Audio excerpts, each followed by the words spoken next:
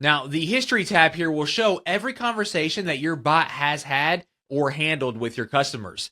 And we recommend constantly reviewing conversations that your AI is having with your users because it is a gold mine to better understand your customers' needs. And we find that users are more honest when talking to an AI rather than to a human.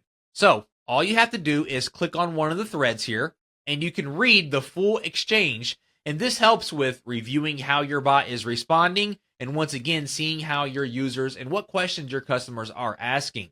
And if you ever need to export the data, you can use the options up here to download this as a CSV and instantly download that transcript and analyze them offline. So whether you are optimizing scripts or checking logs, this tab here gives you the visibility in real usage. And to learn more about filtering, audit conversations, workflows, you can check the help articles linked below this video.